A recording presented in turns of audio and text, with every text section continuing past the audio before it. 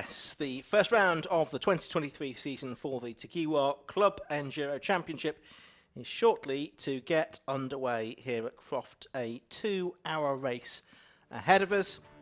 We saw qualifying earlier on, and the car that we thought was going to be on pole position actually isn't because of a technical infringement, more of which are known. So it means that on the front row of the grid we have the number 1 car, pole position of the reigning champions. Carl Swift will be starting the car and handing over to Rob Baker, but it's a new car for them this season. Besides them on the front row is number 27, which will be started by Mark Grice in the Seat Cupra.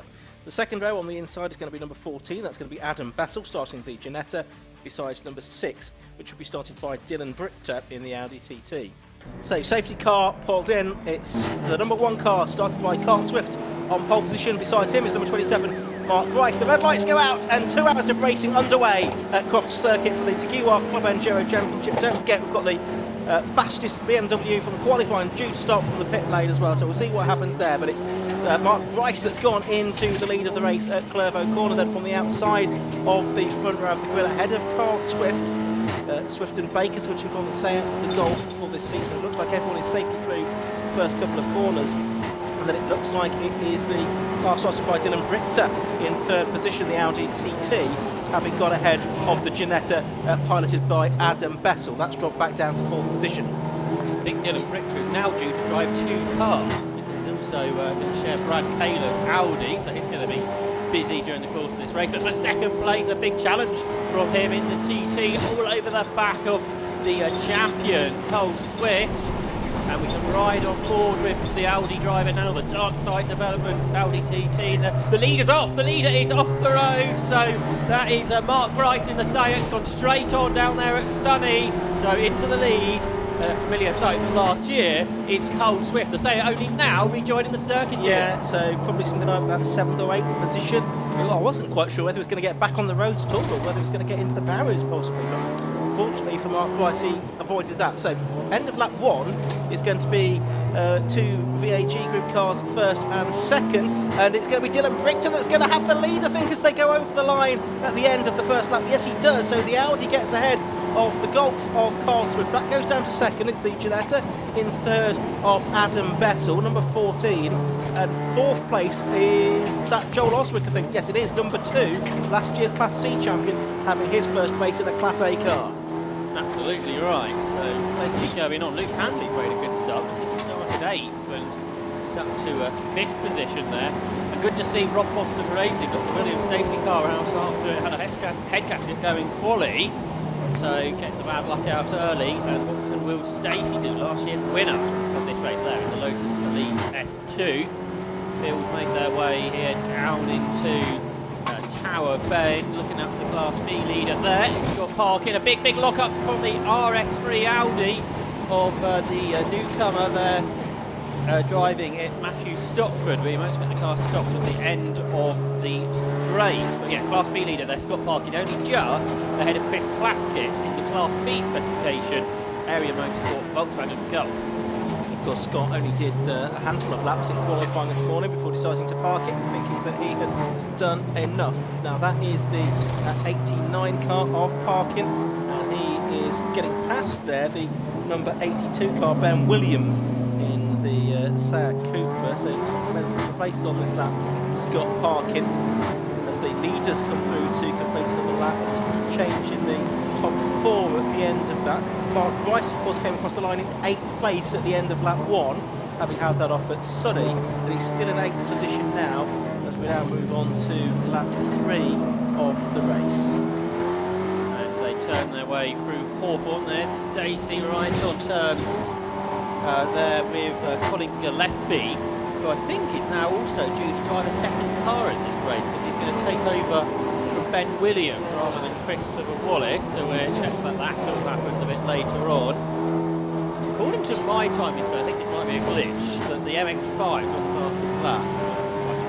Yeah, good. We'll see as the race goes on, whether that car moves up the order. But there for second place, now the Ginetta coming into contention. Adam Bessel really pushing on, and the smaller cars coming good, because Will Stacey as well really putting pressure on, although saying that, he himself is under some kind of pressure from yesterday's Road Sports winner, Mark Rice, who had that off on the opening lap of the race. But now that Dylan Bruchetta is ahead of him, he is not pulling away. We've got 8 cars in a line making their way through the complex.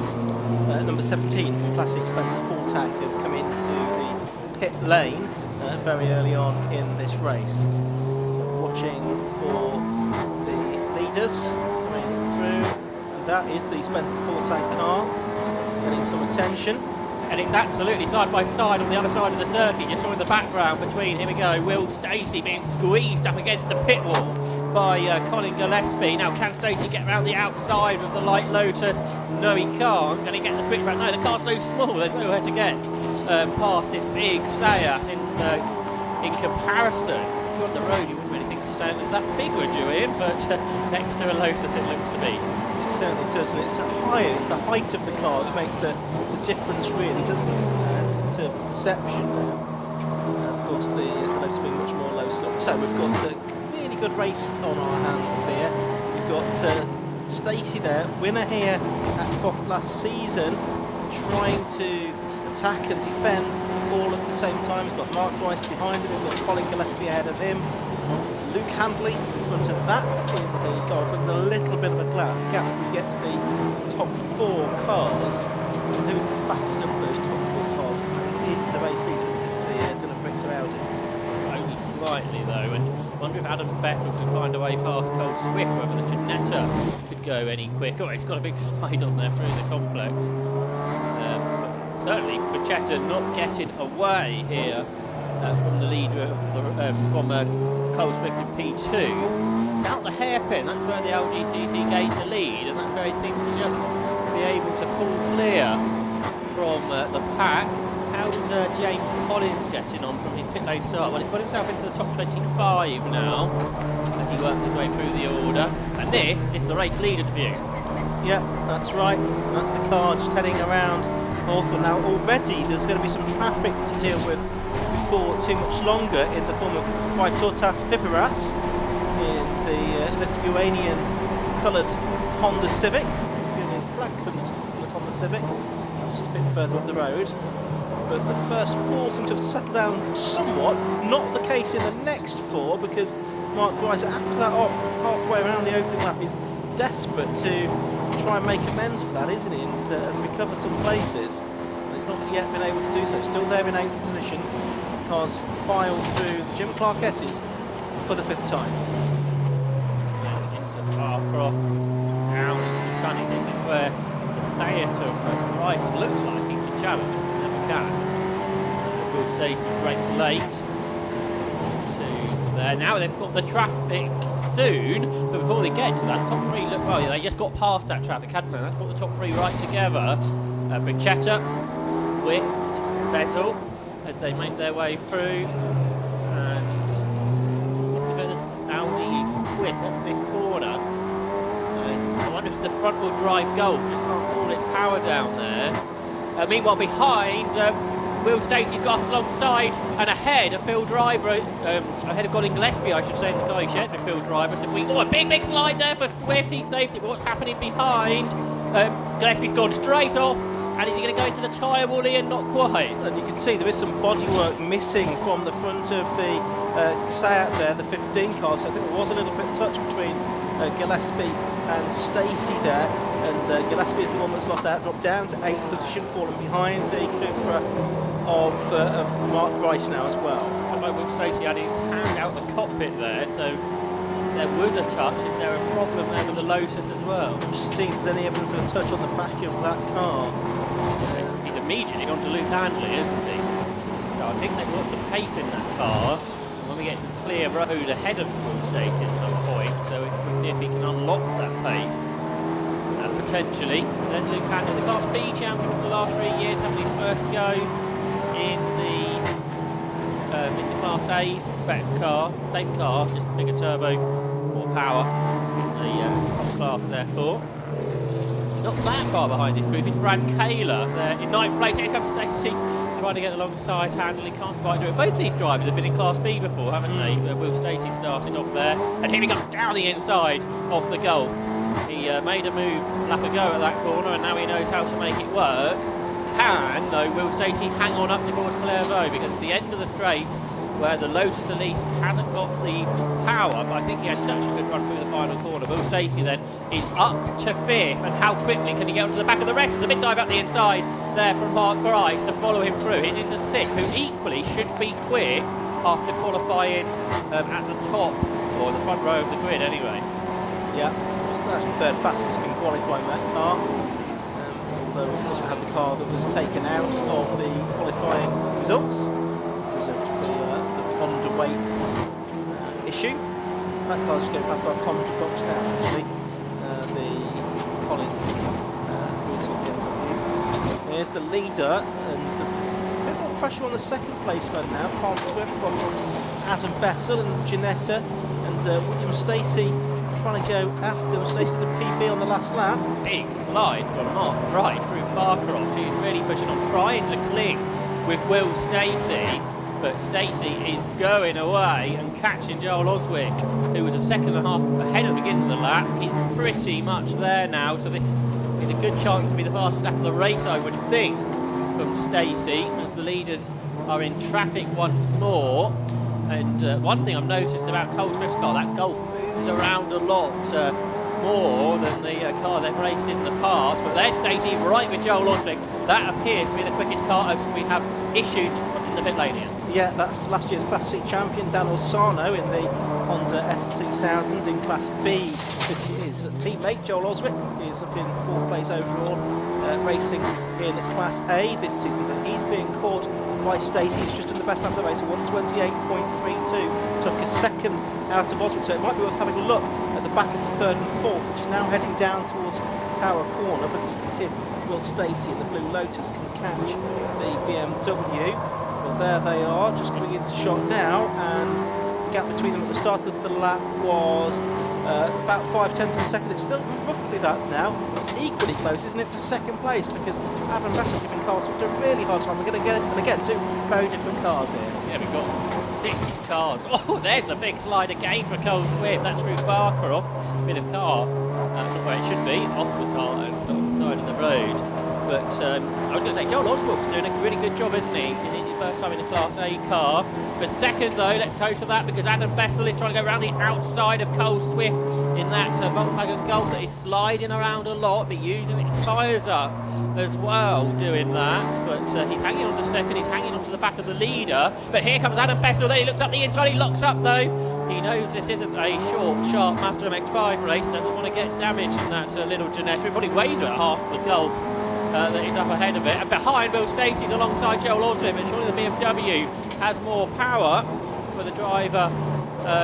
Just 20 years of age, one of the youngest drivers on the grid, Joel Oswick, and he turns through. He's still there in 4th place. His car much quicker than anything he's raced before, but he's doing a good job in it. You've got 2 of the youngest drivers on the grid together here as well, haven't you?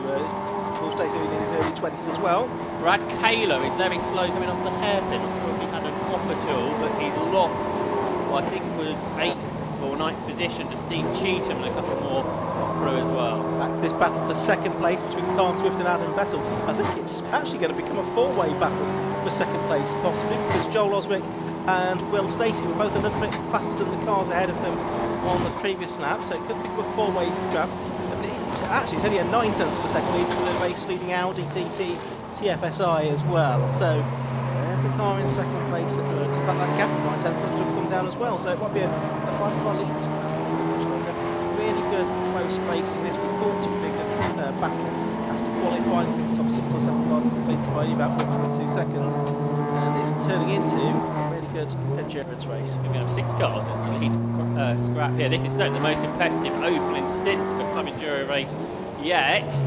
Which is great to see, and lots of different types of car. They're all 6 of them are different, aren't they? Audi, Volkswagen, Ginetta, BMW, Lotus and Seat, all to different specifications. Joel Oswick, rather than losing a place, is having to go at gaining a place, because he's gone around the outside of Adam Bessel's Ginetta, and he goes through then ahead of the Ginetta, which is literally the oldest car in this group, wasn't it? And he got the 2 light cars together now. To be interesting to see how they react as we come up to a bit more traffic through the chicane. A slightly bigger gap for the lead and problems for one of the contenders in the race here. Yeah, Colin Gillespie into the pit lane.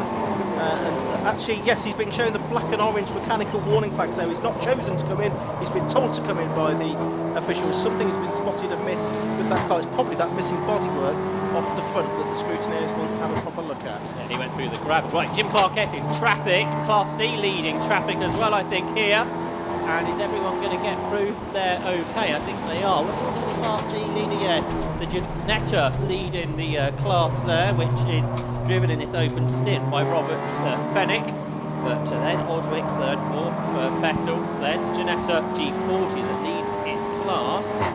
And this group that go through with Dylan Pachetta's 1.3 second lead, possibly produce a big dive up the inside by Mark Grice, and he just about avoided getting into the side there of Will Stacey. What a battle this is. This has been 15 minutes, which has been the same distance as all the other races we've had today, but we've got an hour and 45 minutes to go, and the two lightweight cars are side by side here. I don't think we've had a 15-minute race where the top six have been this close either, have we, so far during the course of this weekend. And now we're going to get a challenge for second place from Joel Oswick. He's pulling alongside Carl Swift. It's going to be on the outside line for Clerf at the corner, but I think he's done it before they even get to the turning point. Yes, he has. So the 20-year-old mechanic from Cheshunt, the winner of the John Miles Award last season as the most promising young driver within the whole of the 750 Motors Club, he goes to second on his first time out in this German Also Works run car owned by Steve Hutchinson, driven by Joel Oswick. He is going great guns, isn't he? Will he be challenging for the lead before much longer? And he got Will Stacey trying to follow him past Cole Swift, and he goes right round the outside at Tower Bend, and he does it. Great move there by Will Stacey then to get to that position. So it's Manchetta from now Oswick, Stacey, the sideways Swift, then Bessel and Grice, 2.6 seconds separated the six of them. And look up for the Janetta there of Adam Bessel, but stopped. The traffic's not been too congested so far. That may change as the race goes on though. And they turn then the six of them together into the complex. And Joel Oswick's right with the leader now, Ian. Certainly is. And he's obviously been thinking very carefully about this. He's not gone right at it from the off. Look how out of shape he's there. He's going to lose out. He's lost to the position to Will Stacey there, but I think he's going to get it right back again because he's so much faster in a straight line than seemingly anybody else out there today. Joel Oswick gets back into second place, but he has, because of that, lost maybe the best part of a second to the race leader, Dylan Brichter. He's still got the Will Stacey car behind him. Then it's Carl Swift in fourth. Fifth is Adam Bessel, and sixth is Mark Grice. Top six separated by only 2.8 seconds at the end of lap number 11. And they head down to Tower Corner once again. Absolutely wonderful stuff, this. Luke Hanley's about 6 seconds behind this now in 7th place. He in turn is 11 seconds clear of Steve Cheetham in 8th. The Luke Browers car, number 22, is in 9th, and Brad Taylor had some problems a while back that you mentioned, Josh. He is still there in the number 87 car in 10th position. Yeah, there's Joel Oswick late on the brakes into Sunny in this BMW M4 with its twin turbocharged inline 6-cylinder engine, and that's producing probably more power than anything else. That doesn't mean it's heavier though. It'll use its tyres up as well, perhaps a bit more because of that. But the six of them, they're separated by less than ever, I think, as they come into the complex this time. Dylan Pachetta, who was quick in the early stages, is no longer able to get away. Here comes Will Stacey right around the outside of Joel Oswick. He's got to be careful here because he knows Oswick got sideways a lap ago, but he knows he won't be able to hang on. He tries to defend that 6-cylinder turbocharged BMW is able to pull clear. It's a great example here of these different types of cars that have different qualities in different places. They don't need a balance of performance in the way more international racing does. All it is a power to weight ratio. It's simple to understand, and we're side by side through the chicane, and Will Stacey takes second place. And is the BMW going to lose another position here? It's got Carl Swift pulling up alongside it. He lost a bit of time there, and Mark Grice is trying to make a move on the inside as well. It's Swift around the outside of Oswick here, the two champions from last season from Class A and Class C. Grice getting involved as well, but Oswick's managed to hold on. but he is literally holding on here. He's lost ground to Stacey now. He's got Swift climbing all over the back of him, and Grice is going to try to get involved as well, and Adam Bessel, of course, back to 6th position, so that is a change. Grice getting ahead of Bessel since the start of this lap. Car into the pit lane. It's a car that had problems in qualifying. Charlie Darks, BMW M2. So that car has pulled in something like 19th position, I think. There's Luke Handley. He's having a lowly race, isn't he, compared to the top 6. He's not that far behind them. And there's a driver. No, is that much of a spectator walking past? I saw a driver out of the car there in the background, and the car had parked up. Anyway, leaders over the line again, and there is not that much of a gap between Richter and Will Stacey now. It's 0.57 seconds. Stacey took 3/10 out of the leader that time around. And we've seen this before. Mark Grice is driving through the gravel at the first corner. That's a suboptimal line, and now there's contact with the Ginetta. I not want to bet on the Ginetta coming better off of that. No. So Adam Bessel was trying everything not to touch the Seat coming back onto the circuit. Luckily it wasn't too hard of a hit. So the top 3 have got away because of all of that. They have. It has split the sextet up into 2 threes, really. There's Bessel then in 5th position, chasing after Carl Swift. It'll be interesting to see how these 2 driver teams split the driving, of course. Carl Swift often does most of the driving in the pairing with Rob Baker, but it will just depend on the strategy. Of course, you mentioned at the beginning of the race, Josh, the rules around pit stops not being able to take place behind safety cars. That does change things a bit, doesn't it? Because sometimes the strategy would be, if the safety car, you take the pit stop, then come what may, change for the lead, in fact, as they come down there. Will Stacey, around the outside into the complex, has got ahead of Dylan Brichter there. So, Will Stacey, last year's winner, he was 7th in the early stages of this race, up into the lead of it. That's an excellent effort from him. Remember, yes. Remember, he started 11th as well, Will Stacey. Now he's ahead. Will he be able to pull clear? We have seen him go over a second faster than anybody else in this race. Out of the 4th, Adam Bessel trying to get ahead of Cole Swift. That's not coming to anything as it stands. The Golfer's looks like a bit difficult to drive. It slides around a lot. Obviously, sort of in very early development phases, but then there are a few other cars out there that, like Joel Oswing's BMW. Again, that's been a bit sideways. It hasn't done much racing, but then there are other cars like the Seat that's obviously fully developed to its full potential. That's quite good. Come through the gravel a few times.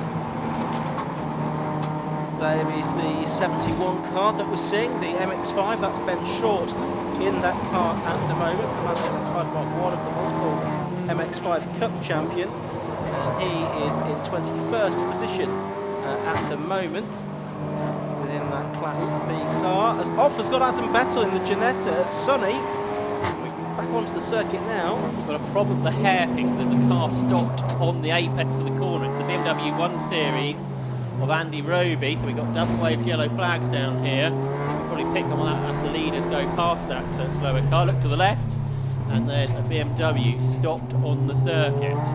And the safety car's coming out. Yeah, so safety car out with 23 minutes of the race having gone. It is going to pick up the leaders. Well, it's actually just picked up one of the back markers ahead, or 1 or 2 back markers ahead of the leaders. But they wave the back markers through. With one back marker between the safety car and the leader, but there's a safety, as you see in front of the car on board with here, there is a back marker between Stacey and the pack, which could be important on the restart. It could certainly be important, and that's the nature of things that you get in this racing. It feels like we just spoke about safety cars, and then the safety car came out. Yeah. Well, and it is interesting because, of course, they wouldn't be able to take a pit stop yet anyway, because we weren't 30 minutes into the race. Oh, and the car's got back going now towards the safety car. So it probably would be one of these one-lap safety car jobbies. And Andy Roby's not pitting, so he must have been working on the electronics there. Control-Alt-Delete a few times perhaps, and eventually it came into life. So are we going to try and get the whole pack behind the safety car before we restart? So, well, first we're going to have to get the recovery unit back off the road. That's a bit set off. I imagine that would turn off onto the short circuit link, won't it? That's in this queue. You see the orange flashing light heading down towards us now on this shot, heading down towards Tower Corner. Let's just give a rundown on the order then. 48, Will Stacey it is that is leading this race. In second place, it's the number 6 car, that's Dylan Richter and Dan Sylvester. Third is number 2, Joel Oswick. In fourth place is number 1, Carl Swift and Ron Baker. Fifth is number 27, Mark Bryce and Rob Beach. Sixth is number 14, that's Adam Bessel and Alec Livesley. In seventh place, number 51, Luke Handley. Eighth is number 43, Steve Cheetham. Ninth is number 22, Luke Browse and Paul Browse. And 10th is number 87, Brad Kaler. Now, those are all Class A cars. In Class B, the leader in 12th place overall is number 89, Scott Parkin. From in second place, number 91, Christopher Plaskett. And a long way back in third place is the Chris Webster and Matthew Tidmarsh Ginetta G40. In Class C, the leader is number 10, that's the Rob Fennick and Andrew Shepherd Ginetta G40. From in second place, David Lawrence and Luke Willoff in the Honda Civic Type R. And then it's James Johnston and Matthew Bawtry, number 23, in 26th position. So that's the order as things stand at the moment. Safety car lights are still on at notice, Josh. I think they are trying to bunch the pack up, I suspect then, aren't they, before we restart.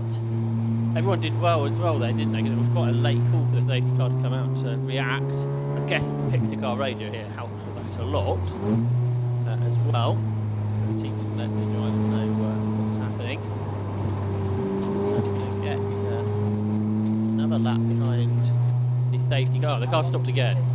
Yes. Andy Roby, so that was probably not wise to carry on past the pit lane. So that means this safety car period is going to last a little bit longer, which will give us a chance to head downstairs and have a chat to Chris Stevens. Yeah, I'm joined by Mike from Rob Boston Racing. Mike, your boy Will's doing a fantastic job out there in the lead at the moment. Fantastic job so far. It was a bit nervous at the start. We had some work to do, but after the qualifying we had, got to be happy so far. Yeah. You told me that there's been a lot of changes to the car, a lot of development. How are they all working out so far? Well, in qualifying we had another head gasket fail. Typical Lotus problem. We sorted it out. We're out there. It seems to be working for now. Just keeping developing it really. That's as much as we can do. And of course, you mentioned those issues in qualifying. Is there any chance they might rear their heads in the race as well? Hopefully not. Hopefully not. We've resorted back to a previous development stage of the engine. We started with a new development on quali. Didn't seem to work, so we've resorted back to our known working one. Great, well, fingers crossed that holds up. Where do you think the competition is mainly coming from? I mean, Class A looks so competitive this year. There's so many of them, isn't there? Those TCRs are fast. I noticed we came together with Gillespie at the beginning. I don't know what happened there fully yet. But yeah, those TCRs, that BMW, they're all so fast on the straights, but we do what we can. Yeah, we'll certainly make it up for it in the corners, yeah? Oh, you're not kidding. We've seen some of those overtakes. Unbelievable. So, yeah, we seem to have it in the corners. Yeah, great stuff. And of course, that means it's good for the complex around the back of the circuit. Seems to be where he's making up most of his time. It is, yeah. It's just like I say, it's just this straight coming off that final corner, down this straight. They seem to get us. So as long as we can get a gap on them around the back of the circuit, we're fine. Well, we're hoping that the car holds out for the rest of the race and that we'll keep it in a competitive position. Fingers crossed. All right, cheers for chatting to us, mate. Ian, Josh, let's go back up to you. Thank you, Chris. And news of a driver penalty could be for car number 70. That is Colin Wilmot in Satsuka. That's for repeatedly exceeding track limits, and that can't be served while the safety car is out. So, race has just under half an hour gone, and I would think by the time that the safety car comes in, it'll be pretty much time for the pit lane and window to open, Josh. Yeah, it'd be interesting if anyone chooses to do that. One car this has made an advantage is James Collins, who's kept it on the lead lap. Now the field has bunched up. He's got up to 14th as well. And, okay, they've had to put some ballast in to make sure they're at the right weight for this race. Nigel Greensall was the fastest driver in qualifying. Depending how big their fuel tank is, will depend on how early Nigel can get into the car. But that car could be one that comes into contention as this race goes on. Particularly as they could get that driver change done earlier than anyway, James has done a great job in the first half of this race for a newcomer. Safety car lights are out, and the Andy Roby, once it was BMW, has been towed into the pit lane, so we're able to get going again after 2 laps behind the safety car, and the drivers will do one more lap, and then at the end of it, the pit lane window will be open should they want to take advantage of that.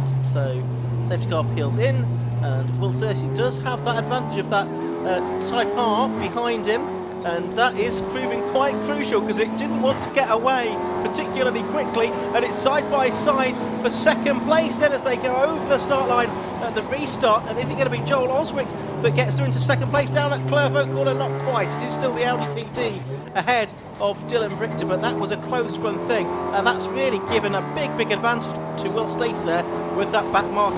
Not necessarily wanting to get Garrick when the green flag was waving. Well, he wouldn't have the power, so I don't think he did anything wrong there. How many times have we seen Mark Grice on the grass in this stint? He's on the grass again there, and is he lost out there to Luke Handley, that's made a really good restart, because he's not just passed Mark Grice, who was on the grass, but he's also passed Adam Bessel as well, and Bessel's lost out here to Grice. He might lose out to Steve Cheetham as well if he's not careful in the Ginetta G20. Something that Joel Oswick though did really well was not pass Dylan Bachetta before the line. He was 100th of a second behind. He timed that as perfectly as he could do, but he wasn't able to make the move work for him. As the field flow their way here through Barcroft, and there's our Class B leader. That's Scott Parkins. So his big lead he had has disappeared. Chris Gluskin second in the class. Third in the class is Chris Webster in the ex-Rothko Ginetta G40. As the cars come through, pit lane window now open. Yep, board being shown from the finish line to let everybody know that's the case. And also a board out to say there's a drive-through penalty as well. That, as we say, is for car number 70. So, race goes on then. What was Will Stacey's lead at the end of that lap? It is 3.63 seconds over Dylan Richter, and then it's another 1 second back to Joel Oswick in third place. 8.2 off here, and Ben Williams, the capture Seat on the grass here at the complex. Yes, so that's Cupra that's in trouble. Into the pits has come number 59, that is Jim Benson. Now this could be for his mandatory stop. He's Jonathan Salo is Jim Benson, the man from Huntingdon in the Lotus Elite. His first time racing in Club Enduro. Looks a long time racer in the BMW Car Club Racing Championship. There's the Williams car being while the study back round. Into the pits again has come number 235. That's the Michael Dark, Charlie Dark Crown Paint Delivery BMW. So a big challenge from Mark Grice to get past Luke Handley at Tower, but he can't get through. And I think the M2 may go no more. It's going into the garage. I'm afraid. As Ben Williams has pitted, a muddy complex there for Dylan Bachetta as he turns his way through, still ahead of Joel Oswick. Gets his car, turns his way through.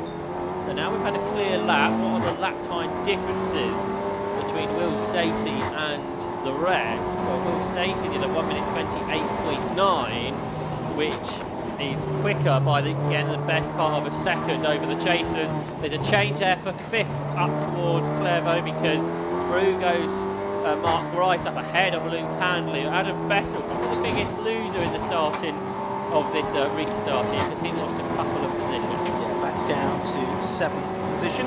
Steve Cheetham behind him in 8th. There's the Williams car being checked over after it's off. We've also got the 70 car in, I think, for its drive-through penalty, although it's not actually driving through.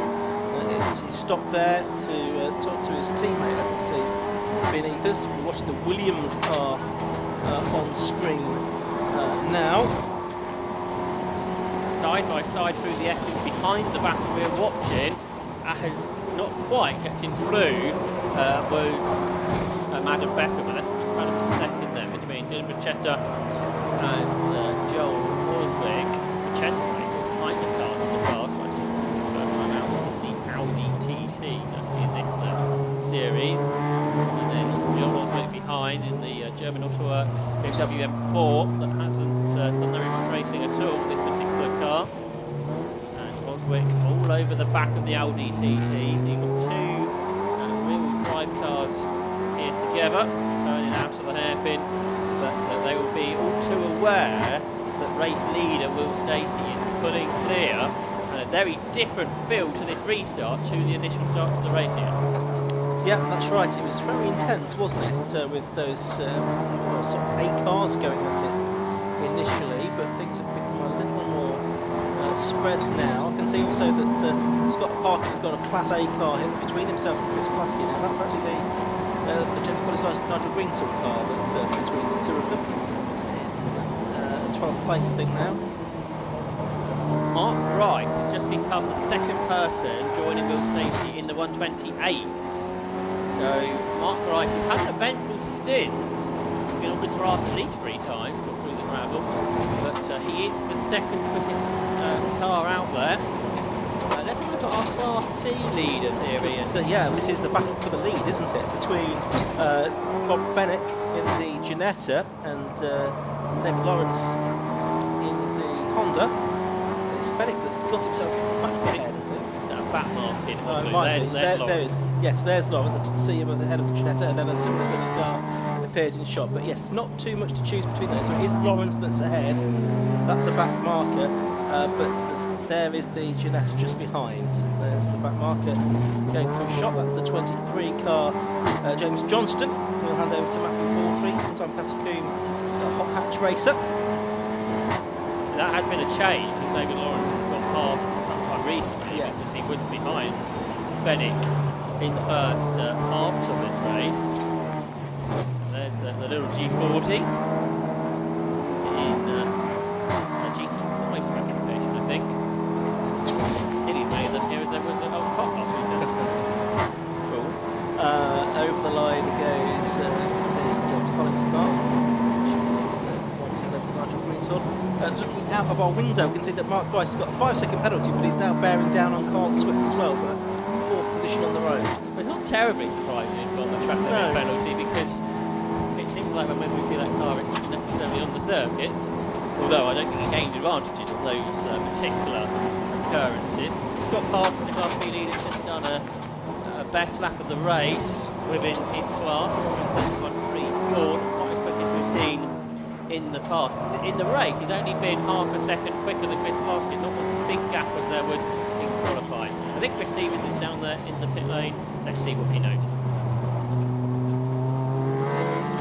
Yeah, I'm joined by Jay Dargano from the German Autoworks team.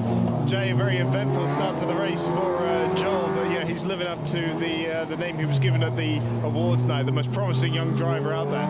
Yeah, well, we actually name him Wonder Boy. He's doing a fantastic job out there. Can't ask for anything more from him and the car.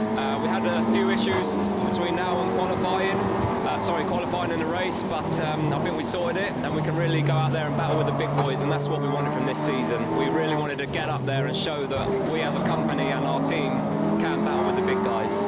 Of course, you fought Rob Baker and Carl Swift last season for the title, but you were in Class E, you're now in Class A. It's a new car, a whole new challenge for this team. Yeah, definitely, but we've all rose to it. The guys are so supportive. I can't thank us, our team and the sponsors, even guys from the USA, you know, I know they're watching, so thank you. But yeah, Joel is out there putting smiles on all of our faces. We can't ask for more than that. So what are you expecting to happen by the end of the race? Top 3. I would love a top 3, so fingers crossed. All right, we'll keep them crossed for you as well. Cheers for talking to us, Jay. Ian, Joss, let's go back up to you. Thanks very much indeed, Chris. So we've got the race continuing. So what I can see has got a driving distance flag. I think there's can't see the flag out, but maybe a driving distance flag out for someone again. Another driver into the 28s, Ian, is Adam Bessel, because he's got ahead of Luke Handley and some clear road. He is pushing on. Also, it's Joel Otswick, who's looking up the inside for second place into the hairpin. He's alongside Dylan Pacchetto. He didn't get through, though, quite. So the second place battle continues. They are falling a long way, though, behind the race leader, Will Stacey now, who is getting towards 10 seconds ahead. Then the battle for 4th.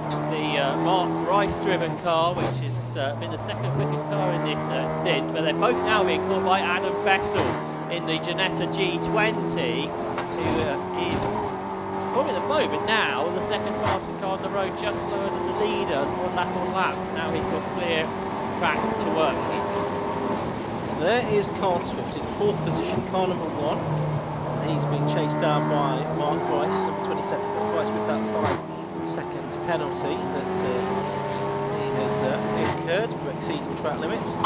Bessel chasing after them. Of course, it's a turnaround from yesterday, isn't it? Because it was the Golf drivers who got the penalty for track limits. Today, it's Mark Grice. Mark Grice will beat on the Motorsport to win yesterday because of that penalty for Rob Baker and Cole Swift. I saw there was a little bit of banter on Facebook where Area Motorsport sent a note saying you needed a time penalty for a TCR car to beat a road car, but they're both built to the same power to weight regulations. They make their lap times very differently. It does appear though in that Volkswagen Golf at this stage, the current setup on it with not very much development, is quite difficult to drive. It slides around a lot, but Cole Swift and Rob Baker drive very well. Adam Bessel was 2 seconds behind these two. Now he's challenging them. He's on the inside of Mark Grice, heading up towards Clairvaux Corner. The Ginetta, is it still on the inside? I don't think Adam Bessel fancies his chances too much to alongside the Seat, because he knows if the Seat turns in like it did there, the Ginetta will be in big trouble. Yeah, so Bessel deciding that discussion was the better part of valor there, because we missed one car through the gravel trap at Clairvaux though. Out of the other side though, so that's good news. We've got the car beached down there, trying to work out who that was. Was that I think it's the Brad Taylor car, is it not? Yes, it was. That was off through the gravel trap there from 9th position. I think he's held on to that place though.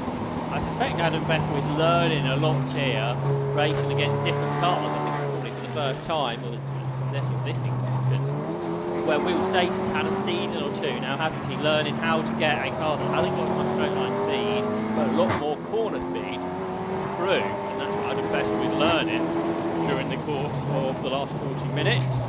Will Stacey's lead has been steadily increasing over the last 10 minutes or so since the safety car went in. It's now 9 seconds or so over the Audi, which has got its hands full really. Joel Oswick, and not too far behind that we've got the Dex Trio battling. Those are the 3 in shot now. Those of you watching on the live stream, the dark BMW, by the way, is back out into the race by the looks of it. We had some work done on it in the garage. Oh, and Cole Swift's turn run a little bit wide when dirty tyres, made a sideways run through Hawthorne. He's able to keep ahead of Mark Grice. They flick right and left and then power their way up towards Tower Corner. A good exit there for Cole Swift. And Bessel gets close to the back of the Cupra, but then doesn't have the top end speed of the cars ahead. That car's going really well, isn't it? The Ginetta G20. Obviously got lots of development since the car originally was built. Quite some time ago. Yeah, that's right. Here's Grice heading through in 5th position on the road at the moment. Turning their way through Sunny, back down towards the complex, and already in the hairpin is the race leader, Will Stacey.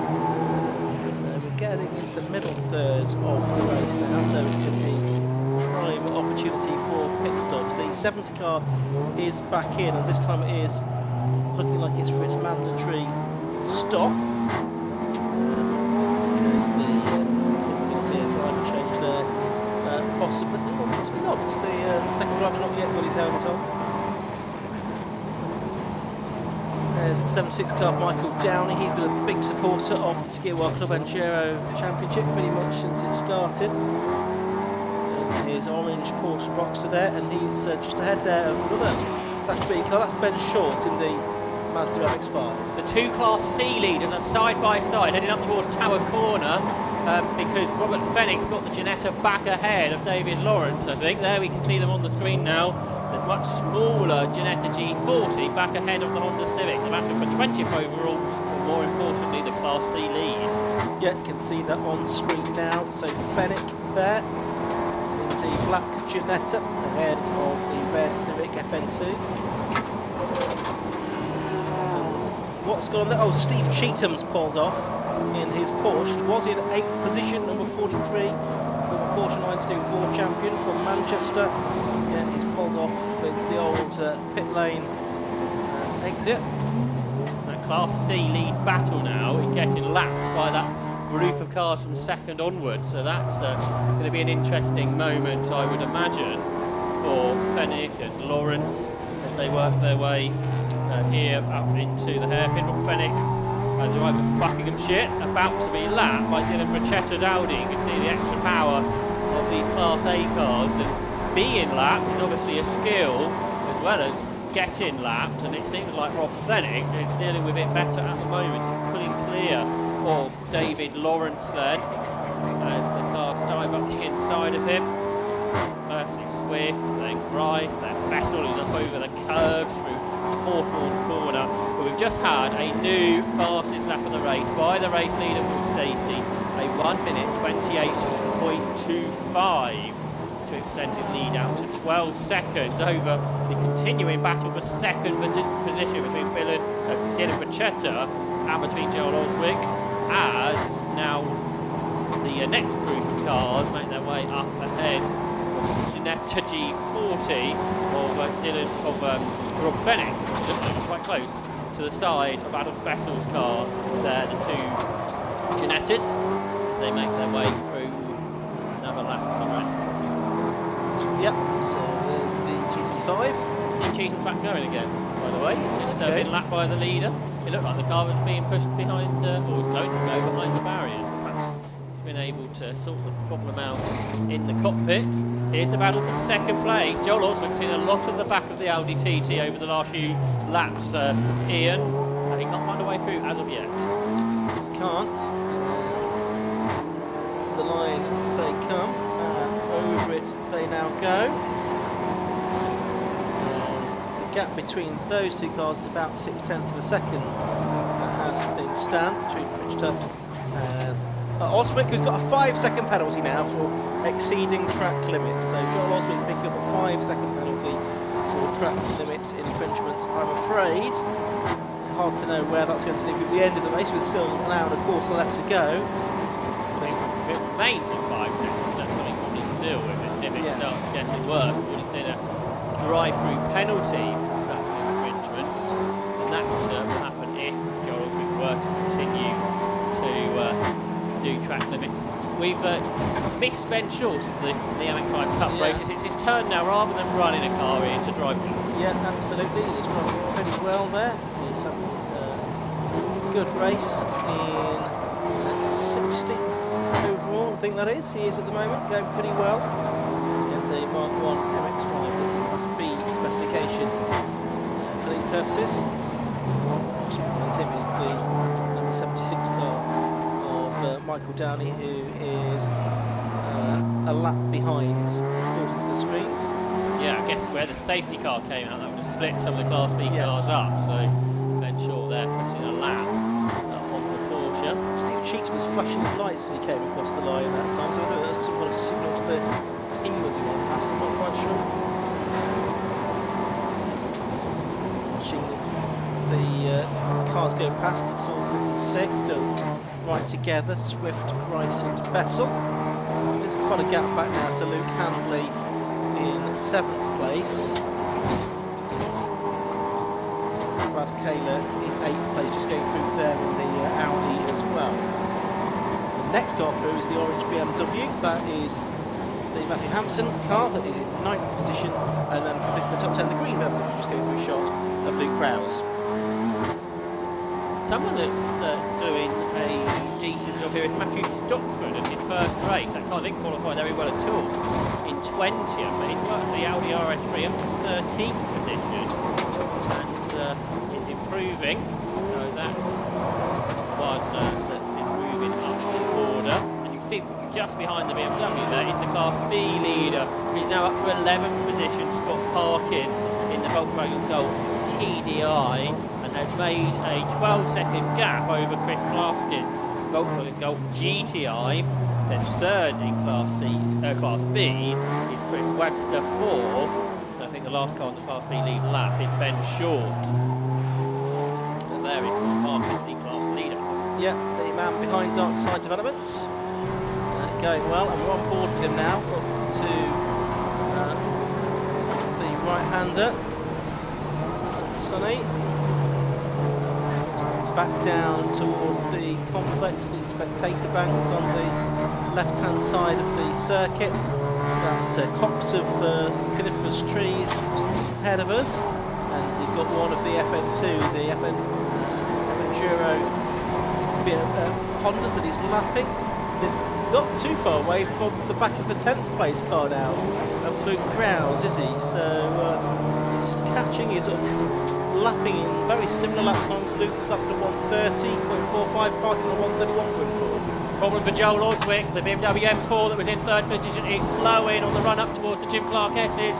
There it is, it's already lost third, fourth and fifth positions. And Joel Oswick will be bound for the pit lane, I suspect. Yeah, that's a great shame, isn't it, for Joel, who was showing such pace in his first race in this Steve Hutchinson-owned car. See if there's anything the team can do to get him back out for the rest of the race. Some kind of pace, but I think the hopes of the top three finish, the team are hoping for, they are diminishing. It has to be said. He's heading into the complex now. And is he going to head for the pit six? Doesn't sound particularly ill if he does it, John, does it? It's past our common point. One good point of view for that team is we are in the pit window.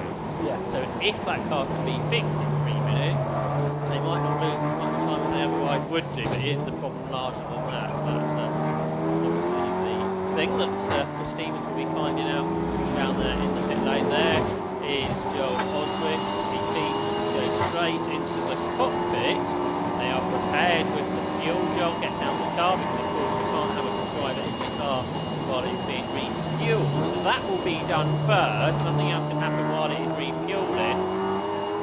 And then they will work out what to do next. The other option here, Ian, obviously this is a new car, a pretty new car. It's a problem if it is the case, but was it running out of fuel? Was it getting fuel surge? That is a problem. It's not going to get to the end of the race in one stop. No, exactly. Let's see if they do anything else once the fueling is complete. Keep an eye on that. That was the car that was in second position, of course. And yep, doors open, and Joel's getting straight back into the car. But yeah, what happens next though? Will Stacey's just gone across the line again. It's complete lap number 32 in his case, and the second place car is only just coming out of the hairpin now in the shape of Dylan Bridgeter. News from Chris Stevens down there in the pit lane. We've seen the Dark family BMW make quite a number of pit stops. That's had a loose booster pipe, so therefore was lacking power. And we saw Andy Roby stop a couple of times. And the team think that's an ECU problem with that car. There's no obvious further work going on the Autoworks, Genuine Auto Works BMW. So is it fuel? If that is, it's not going to go out for one stop. With the field up at the start, which would do. So we'll see what he comes out in on all of this. The race continues though. As we said, 1 3-minute pit stop that has to be made during the course of the race. Can't make it the last 15 minutes of the race either. So we've got about 15 minutes to take their stops. Busy third place battle, a couple of cars per lap there, and Ulswick's worked that really well. Bryce therefore has to follow Ben Short through the Sunny complex, then Ben moves to the left hand side of the circuit, lets the cars with more power go through. The leader's in, the race leader is into the pits. On lap number 33, Will Stacey, number 48, into the pits, and he got a good lead of 15 seconds when he came in. You can see him heading down the pit lane now. So that means Dylan Procetta retakes the lead of the race. There's the Team Dynamics Audi LRS3 by Stockford in this opening slip and hand over to Honda 8. Alan James, did he have a problem for the leader here, Ian? Yeah, it's being pushed back up the pit lane now. Did he overshoot his slot? But that means it's going to be a longer stop, come what may. Well yeah, because it's from where the car stops on the point. That car just weighs 730 kilograms, so lighter. Joel Oswick's on his way. Will Stacey gets out. Yeah, because this, unlike most race series, is stationary time rather than pit in to pit out. Isn't it? That's a good point you made there. Yeah. It's not a particularly busy pit lane at the moment, so that's an interesting situation to have missed your pit box. You've got a team not prepared. Oh, they're problems here. Wasn't particularly slow in that Will Stacey. Off has gone Adam Bessel in the Ginetta up at Sunny, and that car is on the grass between the current circuit and the old circuit, and that is in a relatively exposed position. And there's damage on Mark Grice's front left corner. Not sure if that's from earlier or if that is related. Into the pits now comes Bacchetta, because of course if you get into the pits before the safety car comes out, you will be able to do your 3-minute pit stop where nobody else will, and that is also why Mark Grice is pitted. But the race champions from last year have not come in, so staying out is Cole Swift, so they will be praying the safety car doesn't come out in the next 90 seconds. Yeah, we need to perhaps see what's going on with Adam Bessel, but in has come the leading Audi. The Bessel car is still there, stationary on the grass. We can see on the inset the pit stop going on for the Darkside Audi that was leading this race. Driver out of the car while the refuelling takes place, of course. But we do still have that stationary Adam Bessel car up at Sunny. There we can see the Mark Grice car, and look at that, Josh. We got any damage there? There was a tyre problem. Yeah, they've got a new tyre ready, haven't they? And that's the side, I think, where the damage was. See Simon Chapman and his 750 Motor Club rescue team coming to the rescue up there at Sunny. Now the marshals are there as well, so I think we can do this under local yellow flag. So great work there by the rescue team and the marshals at Sunny. Yes, they're going to get ready to take that left front off, aren't they? Now the refuelling is completed. To be fair, the Audi TT team are doing front tyre change as well, so perhaps this was part of the plan. Perhaps new front tyres is necessary. You can see how worn those are compared to the tyres that they're putting on, can't you? So they have taken quite a beating, the tyres, it would seem. Obviously Mark Grice has got out of the car. He's handed over to William Beach. Dylan Brichter's handing over to Dan Sylvester, who we saw out in action in Hot Hatch and Scottish MR2s at Donington Park last weekend. Busy boy, the YouTuber.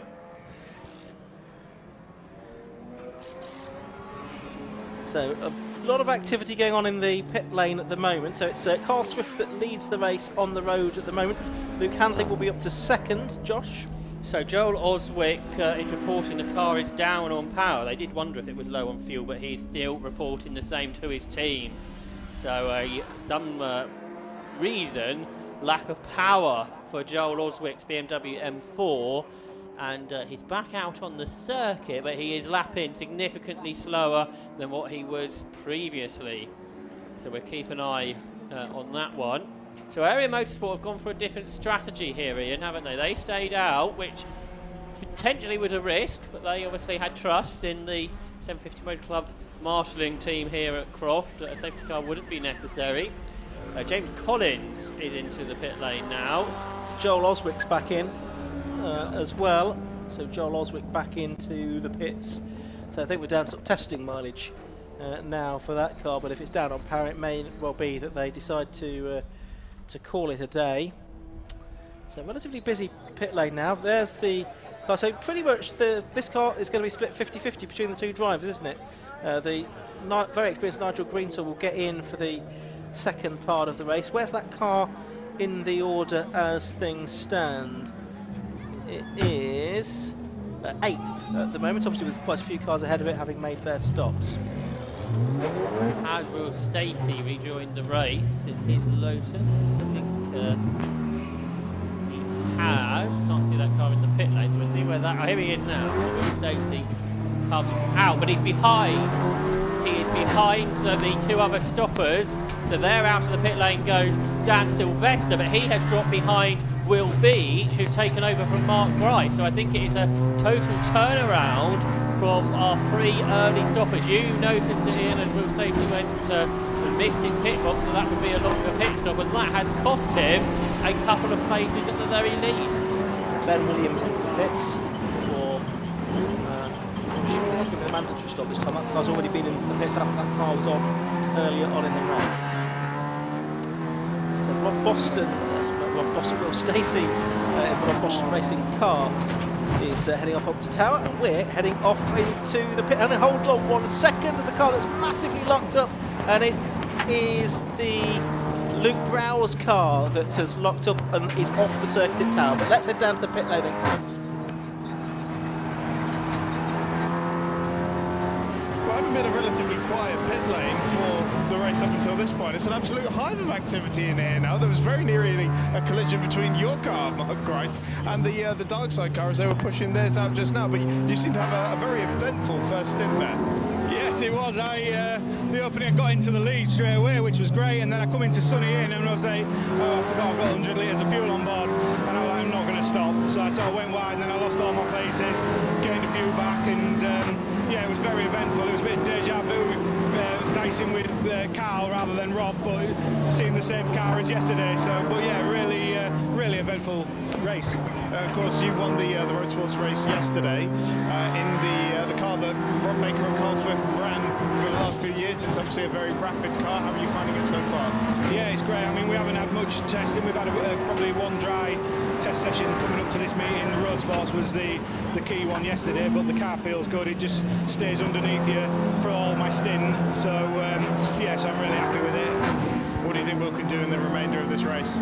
Well, Will's showing good pace this weekend. He was quicker in qualifying in Road Sports yesterday and in the race, so he's actually had a bit more pace on me this weekend, but I managed to get a lap in qualifying this morning, which was good, and so I'm hoping he's going to keep it up now, and it looks like we're going to get some safety cars. Yeah, it does look that way, doesn't it? Thanks for chatting to us, Mark. Thank you. Ian Joss is coming up to you.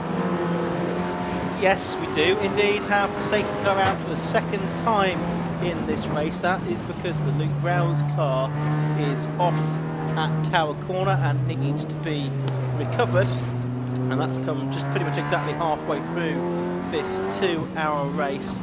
That car, by the way, of Luke Brow's was going to have to serve a stop-go penalty anyway for an overtake under yellow flags. Importantly, neither of the area Motorsport Golf trying to get into the pits before the safety car came out. I don't think anyone did actually, so it's not going to particularly advantage anyone at this stage, I don't think. This could be an interesting thing as the season goes on. If you get a situation whereby a safety car comes out and you are tight on running out of fuel, that could be an interesting dynamic as the season wears on. We'll see if that's something that comes into play during the course of this race. I guess you could pit, but it wouldn't be a mandatory stop. Be a mandatory stop, yeah. I would imagine. So out of the pit stoppers, it is Mark Grice and Will Beach are ahead, but this probably won't actually help them, will it? Because their 5-second penalty will bunch up the drivers behind who pit stops weren't quite so quick. Dan Sylvester and Will Stacey.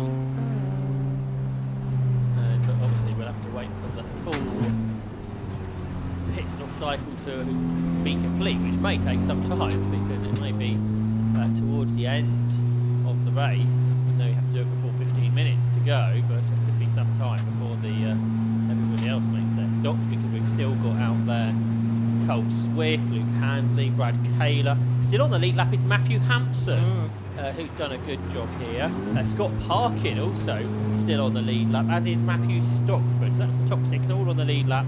But down in the pit lane is Chris.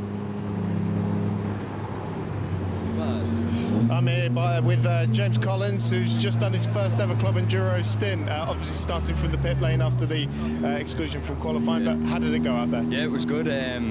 Obviously didn't expect to be underway, but we removed some parts before coming out this weekend, the rear diffuser and that's where we've lost our weight, but drove well from the back, made way through the grid and that. Nigel's in the car now, so we should start seeing it push up a bit.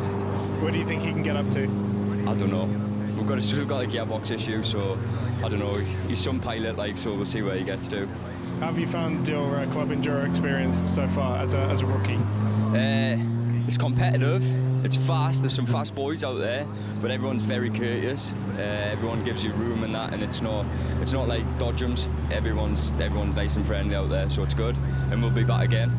I was just going to ask, have we convinced you to stay for a season? Well, we've booked Spa, I think we're going to do Alton Park, maybe Anglesey. I need to speak to Johnny next week. He's currently on holiday, so enjoy your holiday anyway, John. All right, well, we hope to see you out many more times this year. Ian, Josh, back up to you. Thank you very much. Thanks, Chris. Still, the Luke Prowse car has yet to be recovered, so safety car staying out for a little while yet. James Collins just mentioned that Nigel Green's leading the car. They just missed out on getting ahead of Cole Swift and therefore coming to the back of the line. So, in some ways, that's more luck than anything, isn't it? That could have worked really well for them, but as it stands, probably not ideal. So, they're not a lap behind Mark Rice, the leading stopper, but they are the best part of the lap behind. So, if they weren't, I think Nigel Green could have been in a very good position to bring that car forward, but instead, it's going to be a little bit more hard work than what it could have been, but that's how it runs in these types of races. Let's give a quick rundown on the order. Not that it means too much at the moment, with some drivers having made their stops and others having not. So it's Rob Baker and Carl Swift. Carl Swift will lead the race, number 1. Second is 51, Luke Candy. Third is 87, Brad Kaler. Fourth is 69, Matt Hampson. Fifth is 89, our Class B leader, Scott Parkin. In sixth place is number 78, Matthew Stockford. Seventh is the number 15 car, Colin Gillespie. Eighth is the number 8 car, which is being driven by Chris Webster. Ninth is number 71, Ben Short. And 10th is number 27, Mark Rice. Of course, having made the stop. So it's Parkin from Webster, from Short in Class B. And in Class C at the moment, it's Rob Fennick still leading in the Ginetta G40 GT5 from David Lawrence in second place within that class, and third in Class C at the moment is Vaitortas Pipiras. I don't think he's yet made his stop. Recovery coming towards an end. Now they've got the M3 out of the gravel. That car's been able to drive off its own power. Stones drop out the car, but that car will hopefully, he lights up the rear tyres, and I think about the rest of the gravel trap on the back of the car, he'll be able to make his way to the back of the queue and be able to get the race underway in just a few moments' time. And of course, what it means is that the pit lane activity can resume again.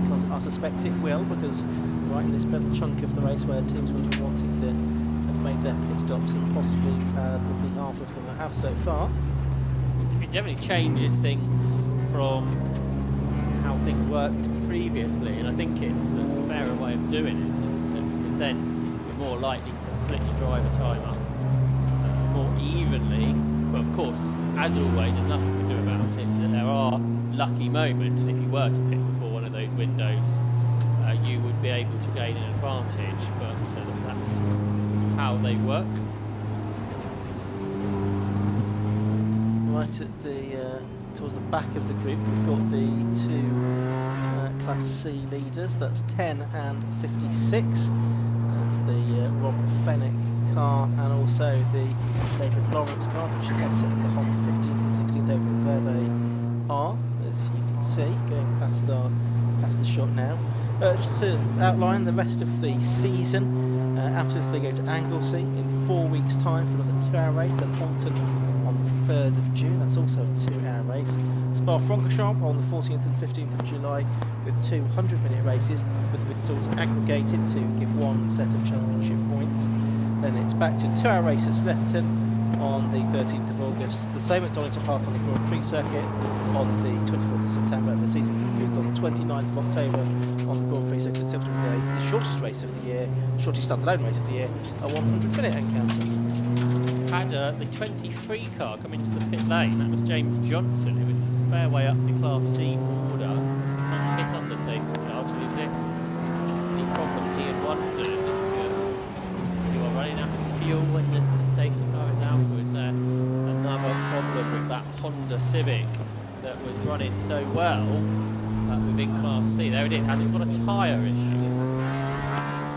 Yeah, now are they going to make the driver change Well, they shouldn't do that. anyway? They shouldn't do. And that it looks like James Johnson still is in the car.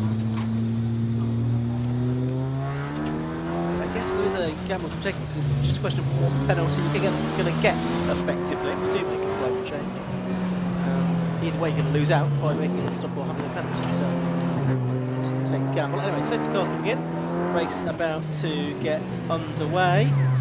And the green flag waves once again with 51 minutes of the race remaining. And it's Carl Swift heading down the first corner. The cars across the line now are two leaders who have pitted, and that was Dan Sylvester on board now, goes down the inside of Will Beach, so it's not for the lead of the race at the moment, but it could be later on. He hops over the curbs and he goes through, so Dan Sylvester takes that position up ahead of Will Beach, which for now is for 10th position, but it could become more important later. There's the Class C lead battle as well. That's the number 10 Jeanette with Robert Fennick, the 56 Honda of David Lawrence, newcomer into racing. And he is having a really good first outing. He's been doing time attack before this. And used to an automatic box, which is to a manual box. I think they're putting a lap on there, one of the other F-Enduro cars as well. There's some refuelling going on. That's Colin Gillespie, who'll be handing over to Phil Driver for the second part of this. And also Scott Parkin, our Class B leader, is in the pit lane as well, number 89. So he's made the decision to go into the pits just as soon as the racing got back underway. Dan Sylvester's absolutely flying in the Audi TT on this restart. He took the ball to sack yesterday in road sports. So he knows he needs to get on with this because not that far behind is Will Stacey, who's been so quick over the course of this. And his teammate, Dan Sylvester's teammate, Darkside Development, the Audi RS3, is trying to hold Will Stacey off at the moment and keep him at bay. But on that lap, Sylvester does the fastest lap of the race, so 1:27.70 for the Audi TT TFSI. So 49 minutes of the race to go, and it's going to be quite a race as well. Keep an eye on what Nigel Greensall is doing as well in the number 40 car. Well, that car's just from its personal best lap of the race, a 1:30 dead, but still that's 2.3 seconds outside what Dan Sylvester has just achieved. I'm sure there's more to come from Nigel Greensall as well. Past the leader into the lane, and Rob Fennick and over to Andrew Shepherd. This pair of drivers raced a Lotus. More tyre changes in the pit lane. Yeah, that's the Scott Parkin car. He's having the work done on the right front at the moment. That car's going to go back out into the race.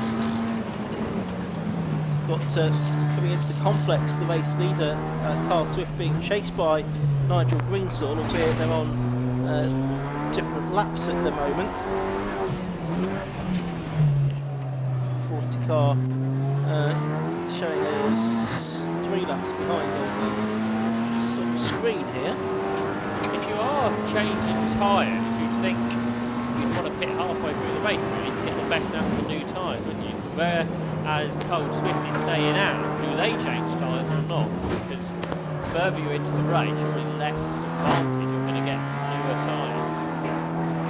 I think so. 69 is into the pits. That's Matthew Hampson coming in to hand over to Andy Schultz for the second half of the race. Andy generally the quicker driver of that pairing, so we'll see if he can get the car further up the order. It's 4th going into the pit stops. Matthew Hampson a lot of driving there. Andy Schultz has a lap record here. 56 has come in. That's David Lawrence from second place within briefly the lead of Class C.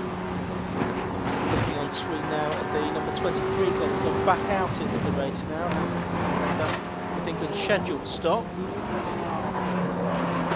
So that was James Johnston. First half of the race, Matthew Walter, his co-driver. So Michael Downey, I think, will take the Class B lead over, won't he? But he has yet to make a pit stop. Plenty to work out of this. Nigel Greensall's got himself onto the tail of Cole Swift now. And Mark Rice is getting himself up ahead of Luke Handley, but importantly he's been caught by Will Stacey. So Will Stacey following that Seat again, although with a different driver aboard it now. But here's Greensall trying to unlap himself. from the leader of the race. Greenstall's into the 28 now on 28.32, but Will Stacey has just set the fastest lap of the race at 1 minute 27.64, and he's currently 5 seconds behind Dan Sylvester. They are the two quickest cars out there, and potentially when this cycles out, that will be the battle which becomes for the lead of the race. But for now, Nigel Greenstall, ace, a historic racer nowadays, but WRX champion back in the day. And this big BMW M3 chasing after Cole Swift, who won this championship in the last 3 years. They've taken with Ron Baker 17 victories in the Club Enduro Championship, and they were number 18 today. They've only lost 4 occasions in the last 3 years. Today, they've found it a lot harder, I would suggest, than they have over the last couple of seasons.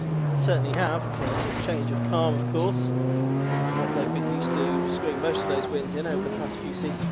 There is Will Stacey now in the number 48 car, so he was leading, of course, going into pit stops. Saw that situation where he sort of overshot his pit by the looks of it, and crashed back into it. That's driving at 45 degrees, of course, so that, I think, lost him a bit of time. He's up to 6th place now, and he is, I think, about 6 seconds behind the nominal race leader. First 3 cars in the timing tower having yet to make their stop, while Swiftly, Campbell and Brad Cable. After the pit stops, I think, in Class B, Chris Plaskett is ahead of Scott Parkin. Assuming Chris Plaskett has made that pit stop. Well, he's showing in 7th place overall, so I can question that. But we will see how that all pans out. Scott Parkin's only 12 to 13 seconds behind him. You might be right there. So it was a long stop for Scott Parkin, and Plaskett's made it through. See that tyre change? Perhaps they could have might do the tyre change in the minimum pit stop time. So feeling a bit like the start of the race again here into the complex, with 4 of the top Class A cars all together.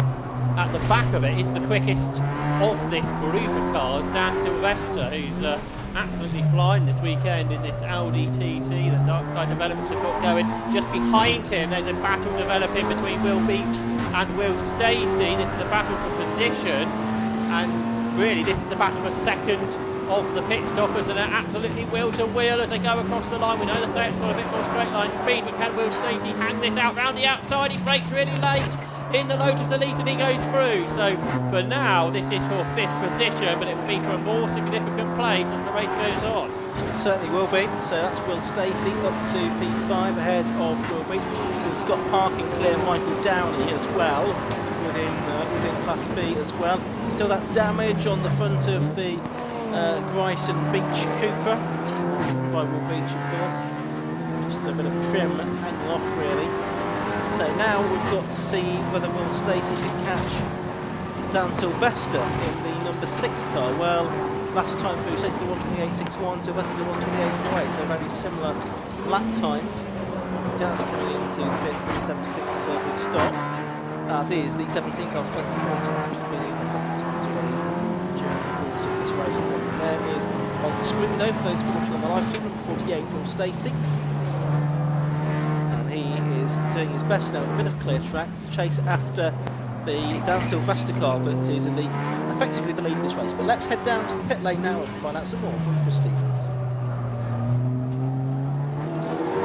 I'm joined by Ben Shaw. Ben, it feels strange to have had X5s out this weekend, and yet I haven't spoken to you at all. How's it going? Yeah, it's going well, thank you. We are only going to do, or myself, sorry, is only going to do a couple of the MX5 rounds this year.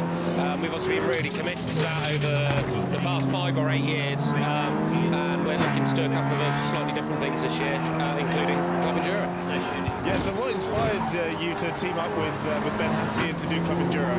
I've known Ben for a long time. We've raced together competitively in the MX5, so you know I know he's a good driver and I rate him highly. He's a safe pair of hands as well. Looks after the car.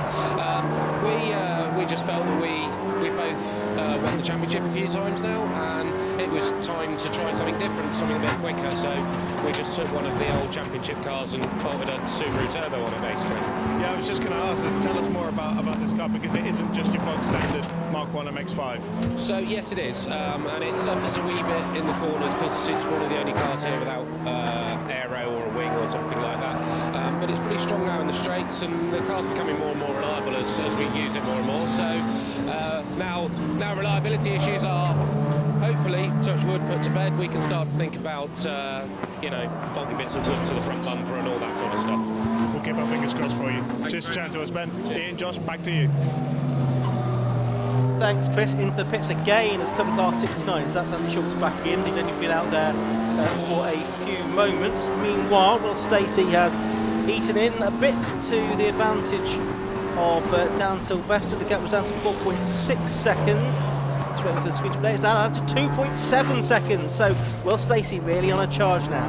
Yeah, and that is partially because Dan Sylvester is stuck in traffic. The traffic being Joel Oswick and Cole Swift. So quick, but not quick enough that he can keep this gap to Will Stacey, but not slow enough that he can get past it. So, as I say, it's a bit like beginning the race all over again. There is the race leader, basically, Cole Swift, but there, number 6 is our leader in reality, Danny Sylvester, but there is the car chasing Will Stacey, who set another fastest lap of the race at 1:27.20. We're on board with Sylvester now. He's quicker through the S's than Joel Oswick, whose BMW M4 is back up to speed. Through Barcroft, a big chunk of brake there for Oswick, before then braking much harder down into Sunny. But if you look in the mirror, you can see the Lotus Elise there. If you look at the top of your picture in the rearview mirror, you'll just make out the shape of a Lotus Elise, which is Will Stacey catching this Audi TT, and then you're going to have a really cracking battle, I think, between these two cars here. Well, we sort of saw these four cars together, more or less, didn't we, in the early part of the race, in a different order and on different laps, or on the same lap, now on different laps. But effectively, this is the battle for the lead. We've got the race leading car, Carl Swift, pulling into the pit lane as that simplifies things a little bit. Just Joel Oswick ahead of him now. And as you say, that car which he was complaining of being under power does seem to be back up to some kind of speed now. There is Sylvester lapping Ben Hansey in that Subaru turbocharged RX-5, and then it is behind Oswick on the road. You've got Sylvester, and then Will Stacey. So a real interesting look to this race at the moment. And after the 3-minute pit stop for Cole Swift handing up to Rob Baker, we get an idea where that car is in relation to these cars heading through Tower Corner now. Luke Handley will take over the lead in the race. Brad Kaler made his stop a few moments ago. Is he still in the pit stop still? Yes, he is. But he'll be back out shortly. Getting busy, here comes Stacey up the inside of Sylvester. This is for basically, we think, the lead of the race. And through Barcroft, are we going to see a Lotus ahead? Just about. So through goes Will Stacey in traffic there, into Barcroft, a bold move. But now he's going to have that BMW M4 ahead, so probably he might be able to pull away in. Wouldn't have thought so. It was, I think, the Paul Browse green BMW that they were just lapping. The Jim Clark, I think Paul must have got in that car now to take over from Luke. So that battle down at the complex, it'd be great for Will Stacey if he can clear here the Joel Oswick BMW, but we've seen that car, when it's got its power, is quick in a straight line, but it's out of the corner comes Will Stacey. He's alongside the BMW, he's level pegging with it. The BMW, this is a car that's a few laps down, remember, is still there on the inside. Is it going to let Will Stacey go? Well, whether it does or not, Will Stacey goes through, and now he's got a car between himself and Dan Sylvester, who's in effectively second position. Yeah, Sylvester being frustrated, won't he, that he hasn't been able to get past Oswick, whereas Stacey did it immediately, and the Browd car back out the pit lane is back off the road, I'm afraid. Paul Browd with it, spooky there through Hawthorne. Meanwhile, there's Stacey and Oswick and Sylvester, but can Area Motorsport get Rob Baker out ahead of this pack of cars? That put that car back into contention. There's Stacey, behind Sylvester. Joel Oswick now 15 seconds of time now, so he's exceeding the track limit together. It's pretty academic from a point of view. He's also down in 15th position. So into the complex comes Will Stacey and Danny Sylvester. Area Motorsport's pit stop still ongoing. They need to get this car out of the pits. We'll just wait a moment for an interview with Chris Companion for 30 seconds just to see if Will Stacey does get out ahead of the area Gulf. I think he's going to. So Will Stacey a couple of times has had to work his way through the order, but in reality he is the new race leader. Danny Sylvester in second and Will Beach in third, and the area Motorsport Gulf, the pit stop still continuing. So as Dan Sylvester tries to chase back after Will Stacey, let's head down into the pit lane and catch up with Chris Stevens.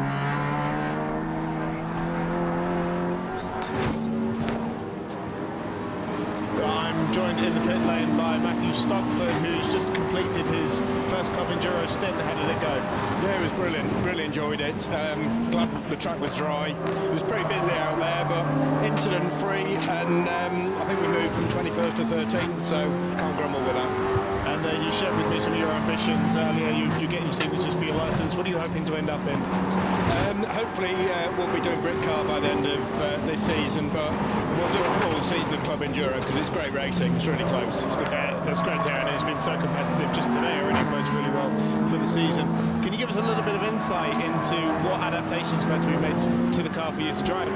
Yeah, I've got a push-pull accelerator and brake with a upshift on the top of the accelerator, and then downshift is a flappy paddle on the left-hand side. So yeah, it's all hand operated, so it can get quite busy in there. But yeah, it's all good. It works very efficiently. It's a DSG gearbox, so that's pretty quick. Yeah, they were telling me a lot of the times you end up one-handed on the wheel, so mad respect. Yes, well, try not to do that too often, but definitely when I'm braking, which should be in a straight line, then yeah, there's only one hand on the wheel, but yeah, incident-free. All right, awesome. Now, what are you expecting in terms of a result from this race now? I mean, Alan's a very good driver. He's out now. If he can pick up a few more places and end up top 10, that'd be a brilliant result for us. Awesome. Well, thanks for chatting to us, and we wish you all the best. Thank you very much. All right, Ian, Josh, let's go back up to you. Thank you, Chris. It looks like the Browse car is going to be pushed back into the garage and out of the race. You can see that, those of you watching on the live stream. We've got just over half an hour left of this Tequila Club Enduro Championship race.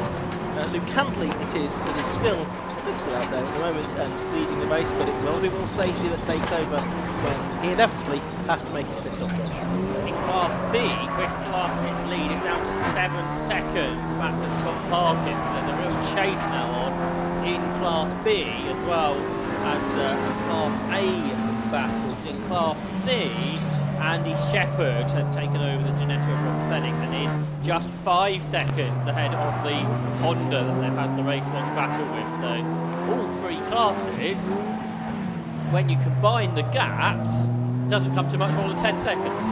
No, very exciting racing indeed. So past the commentary box now goes the race leading car, effectively the race leading car for Stacey and the car in second, and Dan Sylvester and Mark Rice in third. So what is between the three of those? Not very much at all, 10 seconds roughly. That is the Scott Harkin car, which is now 8.5 seconds behind Chris Plaskett in their fight for 7th and 8th overall, and also the Class B victory. Slow lap that time from Scott, but he is capable of lapping 7/10 of a second faster than Plaskett. So it's touch and go whether he's going to catch him or anything before the end of the race. Real battle, isn't it? Between the area Motorsport Golf, the car that he's doing confidence specifications, the petrol, diesel, and Golf, Darkside developments. Scott Parkin. Meanwhile, Nigel Greensalt had an awful sunny. That doesn't happen terribly often. And just been lapped by Will Stacey. And Nigel's going to get the car back on the road, I think. He had worked his way into 9th position with just 6 seconds ahead of Alan James. So there you can see Alan James back into 9th position. And Matthew Stockwell is on for his target of a top 10 finish. Yeah, it certainly looks to be. Sure, a fantastic result for them. Leader-elect has just gone across the line again. Just trying to work out where on track. There's Luke Hadley right behind us in the box. Is he going to make his pit stop anytime soon? He's got 16.5 minutes left in which to make it, but he's going to dive into the pit lane right now. So I think that will be anybody who's anybody that has, everybody who's anybody, should say, that has made their stop. That would mean that once everything sort of filters its way through, Will Stacey will be back into the lead of the race proper, if you like. 3.7 seconds ahead of Sylvester, slowly pulling clear. Interestingly, the front-wheel drive cars have been dropping away, haven't they? Will Beach, Rob Baker. Again, the cold Swiss didn't struggling. If anything, they lost out perhaps a few seconds in that safety car period. The others walked down the gap a little bit. Terribly significant, I don't think. Probably it's always in this period where there's a safety car possible. I would imagine it's better to pit early rather than late. Something. There's the Class B leader, Chris Plaskett, on screen now in the 51, so the 91 Golf, Area Motorsport run car. It's the Darkside Diesel Golf that was his challenger. The gap back down to about 7 seconds again between them. I think it was about 18 seconds to get in the stint. So he's halved it in probably about half the time. That's Michael down another of the Class B cars, but a little bit behind because he was stops now, of course. The other car he's shot there is the 17, Spencer Fortag on the Civic. Class B cars going to be well up the overall as well, aren't they? Now 7 and 8. Yeah. Class A cars have gradually slipped by the wayside for various reasons.